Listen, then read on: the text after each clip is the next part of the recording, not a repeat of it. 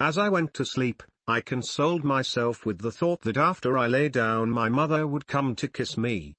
But she came to say goodbye to me so briefly and left so soon that my soul resounded painfully, first her steps on the stairs, and then the light rustle of her summer blue muslin dress trimmed with straw, floating behind 2 doors along the corridor. The rustling and footsteps announced that I would hear them again when she left me. When she went down the stairs, I already preferred that this parting of ours, which I loved so much, happened as late as possible, so that my mother would not come for a longer time. Sometimes, when she, having kissed me, was already opening the door, I wanted to call her and say, "Kiss me again," but I knew that she would be angry because the concession she made to my sadness and my arousal by coming to kiss me, giving me a soothing kiss, irritated my father, who thought this ritual was ridiculous, and she sought to give up this need, this habit, and, in any case, I did not intend to encourage another habit, to ask her to kiss me again at the moment when she was about to step over the threshold.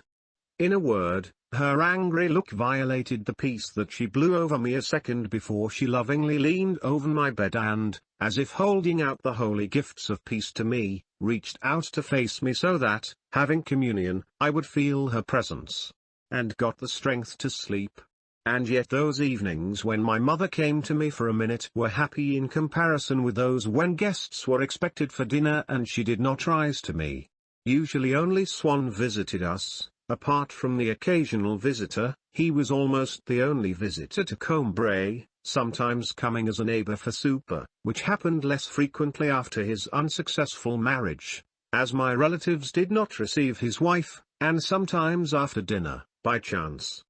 When we sat in the evening near the house under a tall chestnut tree around an iron table, and from that end of the garden the low and shrill ringing of a bell reached us, with its silent, inanimate rattle, dousing and deafening the household, setting it in motion, entering without a call, but twice, the timid, rounded, golden ringing of a bell for strangers. Everyone asked themselves the question, guests. Who could it be? Although it was no mystery to anyone that it could only be Swann, my great-aunt, wanting to set an example for us, spoke loudly in a possibly more casual tone so that we would stop whispering, because this is extremely impolite towards a guest who might think that we were whispering about him, and grandmother was sent to reconnaissance, rejoicing at the excuse to once again walk through the garden and use it, so that along the way, to make the rose bushes more natural, quietly remove the props from under them, just like a mother fluffs her son's hair, which the hairdresser licked.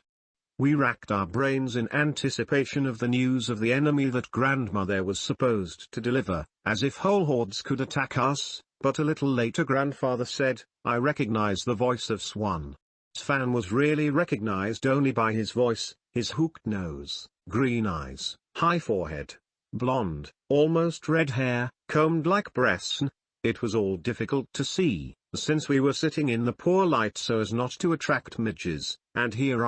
without hesitation, I went to tell them to serve syrups,